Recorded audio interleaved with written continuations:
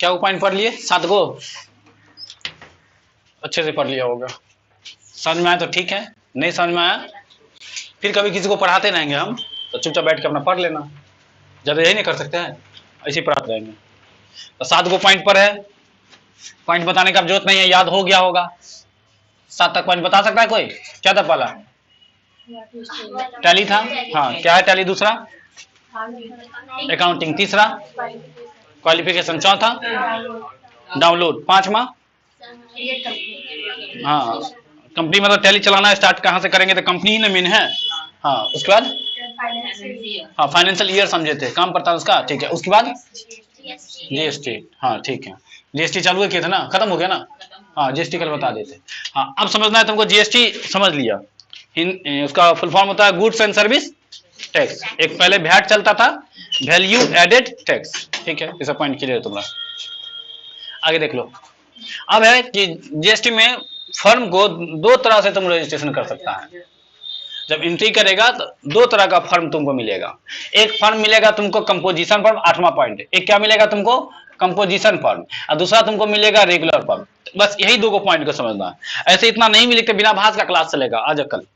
बस एक लाइन में तुम समझ लो, तुम जो फर्म में एंट्री करेगा, जब चलिए भी लैब करेगा ना, तो फर्म में जो एंट्री करेगा तो तुम रेगुलर फर्म में एंट्री करेगा। एक लाइन में रट लो पहले, सारा एंट्री तुम किस में करेगा? लेकिन 2 फर्म होता है, कंपोजिशन फर्म और रेगुलर फर्म, तो ऐसे ही समझेंगे, इसका उतना कोई मतलब नहीं है। बड़ा बड़ा कंपनी में काम करेगा तब थोड़ा सा मतलब पड़ सकता है, ठीक है। आ जाओ, तो 2 फर्म में रजिस्ट्रेशन होता है, एक होता है तुम कंपोजिशन फर्म और दूसरा होता है regular firm. Sir composition firm क्या है, रेगुलर फर्म क्या है, बस उसके बारे में क्लास चलेगा। थोड़ा सा और है, नहीं लिखा पाया है, और है आधा बोरा और लिखाएगा। तो किसके बारे में क्लास चलेगा? कंपोजिशन फर्म और रेगुलर फर्म। ये तो समझ में आ गया। देखते हैं कंपोजिशन फर्म क्या है, रेगुलर फर्म क्या है। मान लो तुम्हारा दुकान है, मॉल है, तो मॉल में बिजनेस होता होगा, तो 1 साल के बिजनेस को, व्यापार को क्या बोलते हैं? टर्नओवर बोलते हैं ना।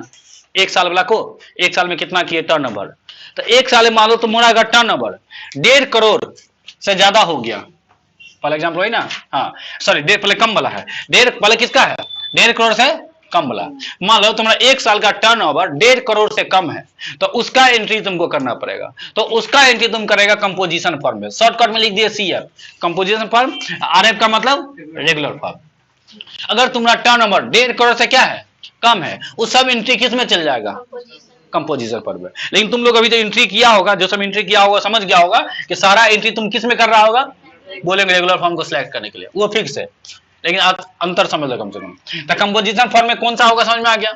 जिसका भी 1.5 करोड़ से कम हो, लिख दिए साफ साफ, अच्छे से लिखा है। कंपोजिशन फॉर्म में कौन सा एंट्री करेंगे? 1 साल का टर्नओवर कितना होना चाहिए? 1.5 करोड़ से कम है, तो उसका एंट्री किस में होगा? तो जस्ट अपोजिट हो जाएगा रेगुलर फॉर्म का। कॉमन सेंस से दिमाग लगा सकते हैं। अगर 1.5 करोड़ से कम है कंपोजिशन फर्म का, तो रेगुलर फर्म का कितना चल जाएगा? 1.5 करोड़ से ऊपर। अगर तुम्हारा टर्नओवर मतलब 1 साल का बात कर रहे हैं, अगर 1 साल का टर्नओवर तुम्हारा कितना चल जाता है? 1.5 करोड़ से कहां पार कर गया? ज्यादा पार कर गया, तो तुमको एंट्री किस में करना पड़ेगा? रेगुलर फर्म में। जैसे मान लो तुम्हारा मॉल है, कभी मान लो तुम कंपोजिशन फर्म में एंट्री कर रहा है, ऐसा भी तो हो सकता है, कंपोजिशन फर्म में एंट्री कर रखा है, तुम्हारा टर्नओवर 1.5 करोड़ से कम जा रहा था, लेकिन दुर्गा पूजा, छठ, ईद ऐसा कुछ आ गया, तो उसमें क्या हुआ? तुम्हारा टर्नओवर बढ़ गया, मार्केटिंग ज्यादा होगा ना, तो टर्नओवर तुम्हारा क्या हो जाएगा? बढ़ जाएगा। तो बढ़ जाएगा तो 1.5 करोड़ रहेगा, कि मान लो 1.5 करोड़ हो रहा था, 1.5 करोड़ पार कर गया, ऐसा भी तो सकता है ना। तो सर तो 1.5 करोड़ पार कर जाएगा, तो तुमको क्या कहता है? जो कंपोजिशन फर्म था उसका रेगुलर फर्म में तुमको एंट्री करना पड़ेगा। पॉइंट समझ में आया? कंडीशन हो सकता है ना। अच्छा जरा सोच, ऐसा भी हो सकता है कि तुम रेगुलर फर्म में एंट्री कर रहा है और तुम्हारा टर्नओवर 1.5 करोड़ से कम हो गया, तुम्हारा दुकान नहीं चलता है, तो 1.5 करोड़ पार करेगा, ये कम, ज्यादा चलने लगेगा तो 1.5 करोड़ पार कर जाएगा, कम चलने लगेगा तो 1.5 करोड़ से कम हो जाएगा। वही पॉइंट 2 को नोट करके लिखल होगा। कंपोजिशन फर्म में कैसा एंट्री होता है? जिसका टर्नओवर कितना होगा? 1.5 करोड़ से कम। रेगुलर फर्म में कैसा एंट्री होता है? जिसका टर्नओवर कितना होगा? 1.5 करोड़ से ज्यादा। 1.5 करोड़ से ज्यादा वाला रेगुलर फर्म में, 1.5 करोड़ से कम वाला किसमें आ जाएगा? कंपोजिशन फर्म है। यहां तक क्लियर अच्छे से? फर्म 2 तरीके का रजिस्ट्रेशन होगा, कंपोजिशन फर्म और रेगुलर फर्म। तुम लोग किस में एंट्री करेगा? रेगुलर फर्म में। बस अंतर समझ लेगा। अब 2 को नोट समझो, 2 को नोट समझो।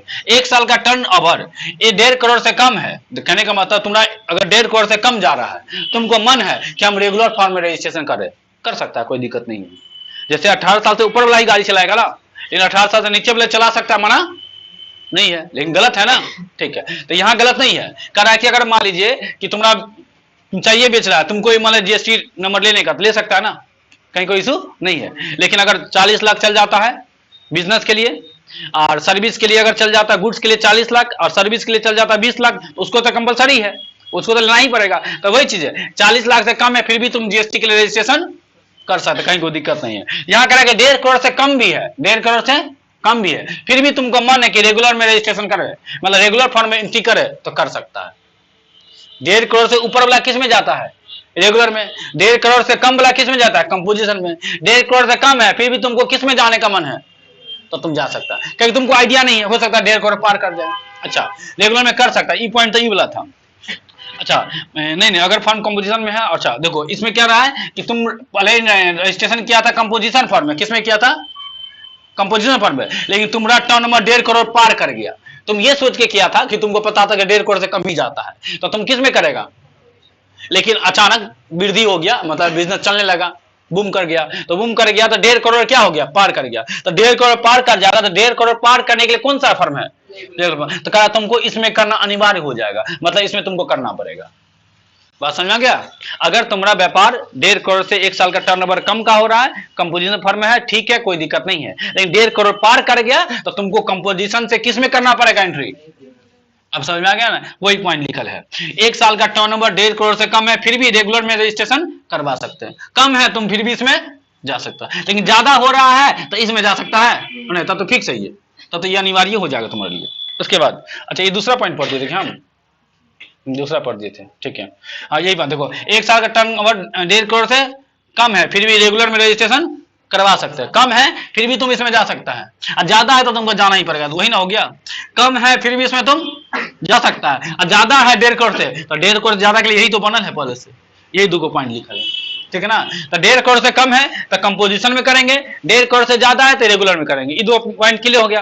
अच्छा 1.5 करोड़ से कम है फिर भी तुमको मन है कि रेगुलर में करवाने का तो करवा सकते हैं, लेकिन 1.5 करोड़ से ज्यादा है तो तुम्हारा मन पे चलेगा कि तुमको करवाना पड़ेगा, तब ये जरूरी है, अनिवार्य है, मतलब कंपलसरी है, ठीक है। यहां तक क्लियर है? अब 2 तरह का जीएसटी रिटर्न होता है, समझो थोड़ा सा, लिखा है ना जीएसटी रिटर्न 2 तरह का होता है। दोनों बात होगा, अभी सारा बात अभी किसका होगा? उधर पानी होगा, कंपोजिशन का ही होगा और रेगुलर का ही होगा। तो अच्छा कंपोजिशन और रेगुलर में थोड़ा और अंतर समझो। कंपोजिशन होता है 3 महीने के लिए और रेगुलर होता है हर महीने के लिए। हम लोग जो एंट्री करते हैं वो हर महीने के लिए होता है, इसलिए रेगुलर में करते हैं। कंपोजिशन में 3 महीने में 1 बार होगा और रेगुलर में 1 महीने में 1 बार होगा, मतलब हर महीने में 1 बार होगा। अच्छा 3 महीने में 1 बार कर रहा है तो आसान है, वो झंझट कम है, और 1 महीने में 1 बार कर रहा है झंझट ज्यादा है, ठीक है। आगे इसके बारे में बताए होंगे तुमको हम, वही है। अच्छा कंपोजिशन फॉर्म में कैसा जीएसटी रिटर्न भरना पड़ता है? मतलब सरकार को जीएसटी रिटर्न भरेगा ना, वो 3 महीने में कितना भरेगा? 1 बार। लेकिन रेगुलर फॉर्म में कब भरना पड़ता है? हर महीने भरना पड़ता है तुमको। तो इसको सर क्या बोलते हैं? तो इसको कहा जाता है CMP 08 रिटर्न कहा जाता है, मतलब इसका दूसरा नाम है कंपोजिशन फॉर्म का।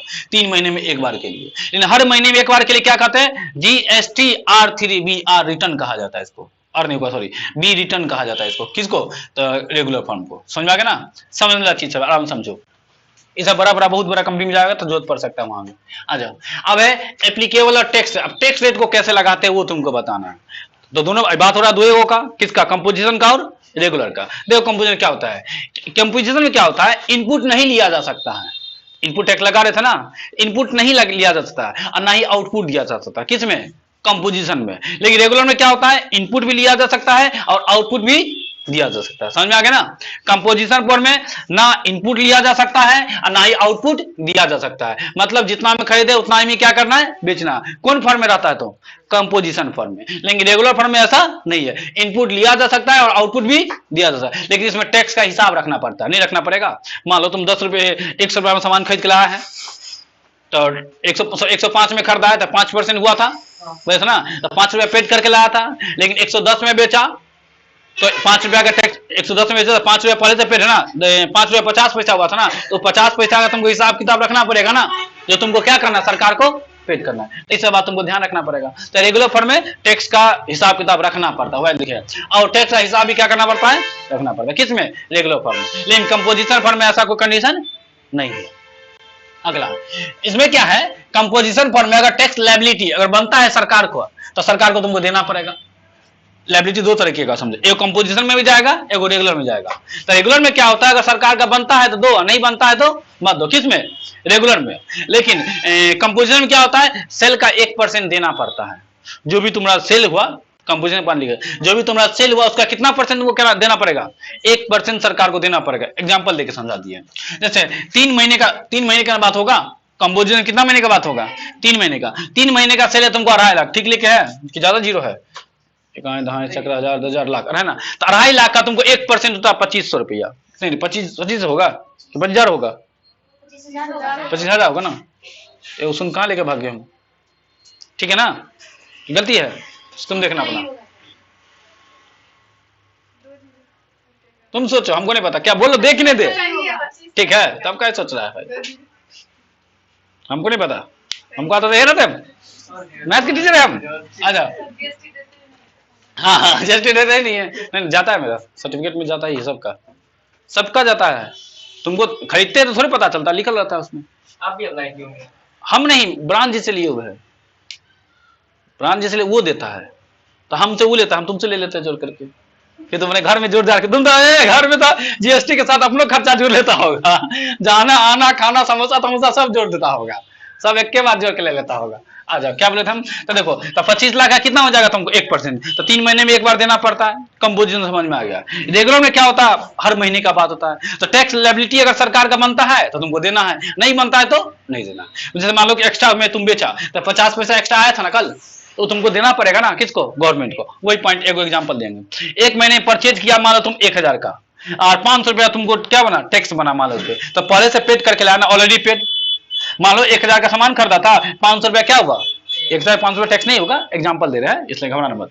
1000 का सामान खरीदा, परचेज किया, 500 रुपया मान लो कि टैक्स लगा उस पे, तो टैक्स ऑलरेडी पेड था ना, खरीदते समय लगा रहता है ना, बेचते समय लगाना पड़ता है। 500 रुपया तुम सरकार को दे करके लाते, वही लिख दिए, परचेज के समय ही टैक्स पेड कर दिए थे, सामान खरीदे तो टैक्स चला गया था।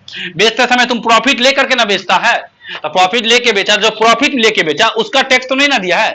जैसे कोई सामान तुम 1000 में खरीदा तो बेचा कितना में है, 1200 बेचा है, तो तुम 200 रुपया एक्स्ट्रा लेकर के बेचे ना, लेकिन 200 रुपया में से 1000 का तो टैक्स पहले से पेड है, मतलब 1000 का टैक्स कितना था, 500 जो पेड था, लेकिन 1200 में बेचा है तो 200 रुपया एक्स्ट्रा लिया ना, तो 200 रुपया एक्स्ट्रा लिया ना, तो 200 रुपया एक्स्ट्रा में 500 रुपया, मतलब कहने का मतलब 1200 में तुम 700 रुपया का टैक्स देगा ना उसको, 1000 में कितना टैक्स दिया था, 500, 1200 में 200 एक्स्ट्रा लिया ना, तो 700 का देना पड़ेगा ना, वही लिखल है। तो 700 में कहने का मतलब कि 500 रुपया तुम ऑलरेडी दे चुका है खरीदते समय ही।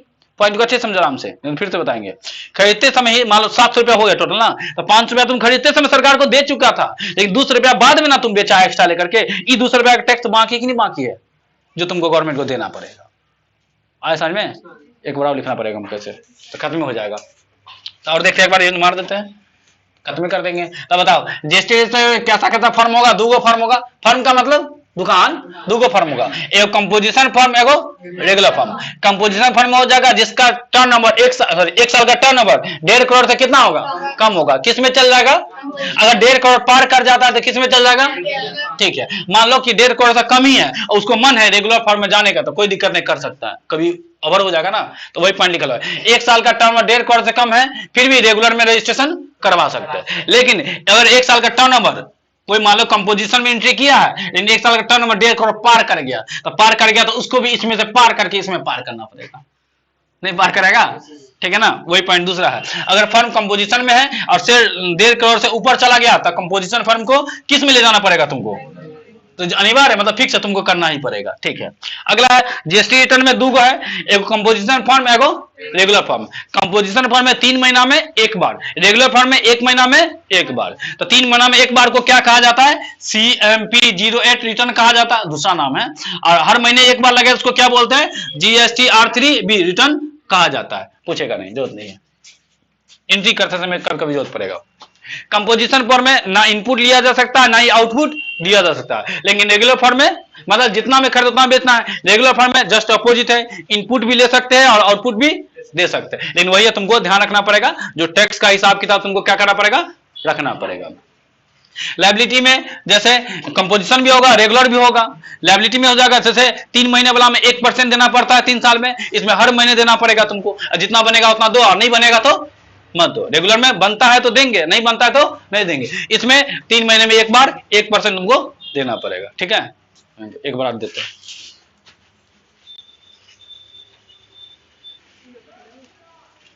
देखो थोड़ा सा और है तुमको, किसका, कंपोजिशन ऑफ रेगुलर का। आज एक खत्म हो जाएगा, कल नहीं ले जाना है। तो देखो जैसे टेली में एंट्री करेंगे ना, दिखा रहे तुमको कैसे एंट्री करेंगे। जैसे दुगो बताए थे फर्म में, कंपोजिशन और रेगुलर। थोड़ा कंपोजिशन के बारे में और जानेंगे, रेगुलर के बारे में एक दो पॉइंट और जानेंगे, 2 पॉइंट होगा, ठीक है। क्या है, जैसे रेगुलर फर्म में क्या होता है, SGST, CGST, IGST तीनों लगता है। लेकिन कंपोजिशन फर्म जैसे तुम लोग एंट्री कर रहा था, देखता होगा तुम लोग लगा रहा होगा, SGST लगा रहा होगा, CGST लगा रहा होगा और IGST लगा रहा होगा। लेकिन कंपोजिशन फर्म में ये सब नहीं लगता है, ना SGST लगेगा, ना CGST लगेगा, ना IGST, तीनों में से कोई नहीं लगता है। लेकिन रेगुलर फर्म का बात करेगा तो तीनों लगाया जाता है।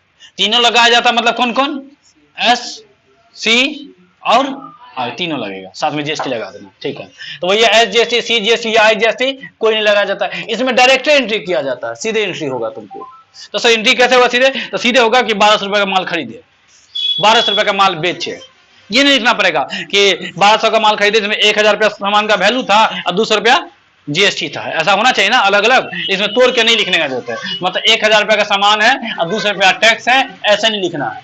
ऐसे लिखना क्या हो जाएगा, गलत। जैसे टैक्स होना चाहिए ना, तो ऐसे नहीं लिखना है, सीधे लिखना है कि 1200 रुपए का माल खरीदे या 1200 का माल बेचे। ये हो जाएगा एंट्री तुमको किसका, सीधे एंट्री करेंगे तो किसका हो जाएगा, कंपोजिशन फर्म का। लेकिन अगर सब बात तोड़ के लिखेंगे तो किसका एंट्री हो जाएगा, मतलब वैल्यू कितना था और टैक्स कितना लगा, और दोनों बात को लिखना चाहता है तो तुमको अगर रेगुलर फॉर्म में तो ना लगा पाते हैं, SGST लगा, CGST लगा तो टैक्स इतना लगा, 6%, 120 रुपए लगा, 100 का जो भी रहेगा तुमको 1000 का, ठीक है। वही पॉइंट है, रेगुलर फॉर्म में तीनों लगाया जाता है, मतलब S भी लगेगा, C भी लगेगा और I भी लगाएगा, लगाने भी आ गया होगा। तो वही टैक्सेबल वैल्यू अगर मान लो 1000 का सामान है तो GST टैक्स कितना लगा उस पर, तो 200 रुपए लगा, तो अलग अलग मेंशन करेंगे। ये तरीका सही है, इसमें डायरेक्ट एंट्री नहीं कर सकते हैं, सीधे 1200 का माल खरीदे या बेचे, ऐसे नहीं होगा। अगर कहने का मतलब इसमें टैक्स नहीं दिखाना है और इसमें टैक्स दिखाना है। कंपोजिशन दिखाने का जरूरत नहीं है कितना टैक्स का है, लेकिन इसमें GST टैक्स है, इसमें दिखाने का जरूरत है कितना टैक्स है, यही दोनों में अंतर है। अच्छा अगला बात है, अब है कि कंपोजिशन फॉर्म में जो बिल बनता है उसको क्या बोलते हैं, और रेगुलर फॉर्म में जो बिल बनता है उसको क्या बोलते हैं। तो कंपोजिशन फॉर्म में जो बिल बनता है उसको बिल ऑफ सप्लाई कहा जाता है, और रेगुलर फॉर्म में जो बिल बनता है उसको इनवॉइस कहते हैं, टैक्स इनवॉइस। तुम्हारे पास बिल होगा तो देखना उस पर ऊपर में लिखा होगा टैक्स इनवॉइस, नहीं होगा तो देखते हैं मेरे पॉकेट में वो बिल है।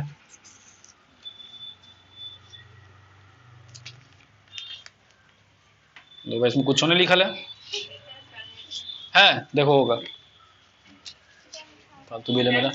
देखो शुरू में देखेगा तो तुमको लिखा होगा टैक्स इनवॉइस, लेकिन तो टैक्स इनवॉइस लिख ले तो किस में एंट्री होगा, रेगुलर फॉर्म में। लेकिन वही कंपोजिशन फॉर्म में होता है तो बिल ऑफ सप्लाई कहते हैं, इसको लिखल होगा। लेकिन कंपोजिशन फॉर्म में बिल को बिल ऑफ सप्लाई कहते हैं, लेकिन रेगुलर फॉर्म में बिल को क्या बोलते हैं, टैक्स इनवॉइस। इनवॉइस रहेगा टैक्स इनवॉइस, टैक्स इनवॉइस लिखा रहता है ज्यादा तरह से, एडिट कर सकता है।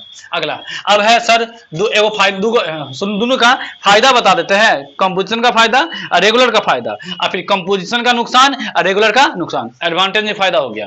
कंपोजिशन में क्या फायदा, सो देखो अकाउंट मेंटेन करना आसान है, कहा है कि 3 महीना में एक मेंटेन करना है, ज्यादा दिखाना है ये नहीं हमको कितना टैक्स लगा, कितना टैक्स लगा, कितना टैक्स नहीं लगा। ना SGST दिखाना है, कहाँ लिखा है, ना SGST दिखाना है, ना CGST दिखाना है, ना IGST दिखाना है, सीधे एंट्री होगा। तो आसान है कि नहीं, सीधे 1200 का एंट्री होगा, 200 रुपया टैक्स लगा, ये एंट्री नहीं होगा, तो आसान है। वही पॉइंट है, अकाउंट मेंटेन करना आसान है और 3 महीने में केवल एक ही बार रिटर्न लगेगा। आसान इसलिए है उसमें दिखाने का जरूरत नहीं है। लेकिन जस्ट अपोजिट आ जाओ, इसमें क्या आ जाए, रेगुलर फॉर्म में या ना कौन था, इसी में क्या, चलो ठीक है, हाँ यही पर समझ लो ना। कंपोजिशन फॉर्म में आसान नहीं है, सॉरी आसान है, लेकिन रेगुलर में क्या हो जाएगा, तुमको आसान होगा मुश्किल हो जाएगा, क्या है कि उसमें दिखाना पड़ता है, तुमको दिखाना पड़ेगा SGST, CGST, IGST सब कुछ दिखाना पड़ेगा, तो उसमें मुश्किल हो जाता है। किसमें, रेगुलर फॉर्म में। अगला रेगुलर फॉर्म में इसका फायदा ही बता रहे हैं, कोई फर्म इनपुट लेने के लिए विथ GST बिल मांगे तो दिया जा सकता है। देखो कंपोजिशन फॉर्म में अगर कोई बिल मांगेगा तो नहीं दिया जा सकता है, लेकिन रेगुलर फॉर्म में कोई अगर बिल मांगे तो दिया जा सकता है। हम लोग जो बिल मांगते हैं ना, बिल दीजिए, तो इसमें नहीं दे पाते, इसमें दे पाएंगे। मेंटेन करना आसान रहता है, इसमें सॉरी इसमें SGST, CGST, IGST सब दिखाते हैं, कितना टैक्स लगा, कितना वैल्यू था, सब दिखाते हैं, इसलिए देते हैं इसमें। तो कहने का मतलब ये हो गया कि कंपोजिशन फॉर्म में बिल नहीं दे सकते हैं अपने भाषा में, लेकिन रेगुलर फॉर्म में तुम बिल को दे सकता है, वही पॉइंट है। कोई फर्म इनपुट लेने के लिए विथ जीएसटी बिल मांगे तो दिया जा सकता है, जैसे उसके पास है ना, था ना। आगे अब है नुकसान, तो कंपोजिशन का भी नुकसान है और रेगुलर का भी नुकसान है। कोई फर्म इनपुट लेने के लिए जीएसटी बिल मांगे तो नहीं दिया जा सकता है, किसमें, कंपोजिशन फर्म में नहीं दे सकता है, लेकिन रेगुलर में दे सकते हैं। उसमें दिखाइए तो सीधे दिखाते 1200 का सामान बेच है, ठीक है, लेकिन रेगुलर फर्म में हर महीने में एक बार रिटर्न लगाना पड़ता है। अच्छा, इसमें नुकसान भी है किसका, रेगुलर का, हर महीने जीएसटी रिटर्न लगाना पड़ेगा, इसे 3 महीना में एक बार लगाना पड़ेगा, तो फायदा हो गया। इसमें हर महीने के बाद लगाना पड़ेगा, नुकसान हो गया। लेकिन अकाउंट का मेंटेन रखना पड़ेगा तुमको, पहले बता दिए, उसमें अकाउंट उतना झंझट है नहीं कि उसमें दिखाना है ना जीएसटी एडेड 12%, 6%, क्या बोलते हैं 18%, 28%, लेकिन इसमें तुमको क्या करना पड़ेगा, दिखाना पड़ेगा, हर महीने दिखाना पड़ेगा, और साथ में ठीक से लगाना पड़ेगा। गलती लगाएगा तो टैक्स कुछ और लग जाएगा ना, फिर उल्टा पुल्टा हो जाएगा, जो नहीं होना चाहिए। एंट्री तो हो जाएगा, एंट्री तो हो जाएगा, कॉपी में तुम कुछ भी लिखो नहीं लिखा जाएगा, लेकिन कोई गलत बात लिखेगा तो ऐसा है कि नहीं लिखा है, कॉपी करने में गलती है, कॉपी कहता है गलती है। अगर मान लो सीता का स्पेलिंग तू लिख रहा है SEET है, तो क्या कहा, कॉपी गलती लिख रहे हैं आप, लिखा जाएगा ना, वही चीज है। एंट्री करेगा, एंट्री तो हो जाएगा, लेकिन तुमको ना मेंटेन करना पड़ेगा, तुमसे गलत हिसाब हो जाएगा ना फिर वहां पे, यही चीज है। समझ में आ गया, ठीक है ना। तो बताओ क्या है, कंपोजिशन फॉर्म में SGST, CGST, IGST तीनों लगता है, नहीं सर, तीनों किस में लगता है, रेगुलर फॉर्म में। इसमें डायरेक्ट एंट्री होता है, इसमें इनडायरेक्ट होता है, मतलब दिखाना पड़ेगा आपको, तीनों दिखाना पड़ेगा, S, C और I तीनों दिखाना पड़ता है। जो एंट्री किया होगा बुझ गया होगा। इसमें कंपोजिशन को क्या बोलते हैं, बिल ऑफ सप्लाई कहते हैं, उसका जो बिल होता है, इसको क्या बोलते हैं, टैक्स इनवॉइस कहते हैं। घर में कोई भी बिल हो जाके देखना, उस पर लिखा होगा टैक्स इनवॉइस, देखना घर में जाकर के। अकाउंट मेंटेन करना आसान है, कहा कि 3 महीने में एक बार लगता है, किसमें, कंपोजिशन में। रेगुलर में मुश्किल हो जाएगा तुमको, 3 महीने में एक बार नहीं, हर महीने में एक बार। कोई फर्म इसमें जीएसटी बिल मांगे तो दे सकते हैं, लेकिन इसमें जीएसटी बिल मांगे तो वही आगे लिखा होगा। कोई फर्म इनपुट ले जीएसटी बिल मांगे तो कंपोजिशन फर्म में नहीं दिया सकता है, लेकिन रेगुलर फर्म में दे सकते हैं। अच्छा, रेगुलर फर्म में बस थोड़ा सा ध्यान रखना पड़ेगा अकाउंटिंग का, कहा हर महीने एक बार लगता है। हो गया, तुम खत्म नहीं हुआ टैली। अच्छा सर, हम लोग किस में एंट्री करेंगे, वो बात तो बताइए पहले, तो ये तो बात पहले बता चुके हैं।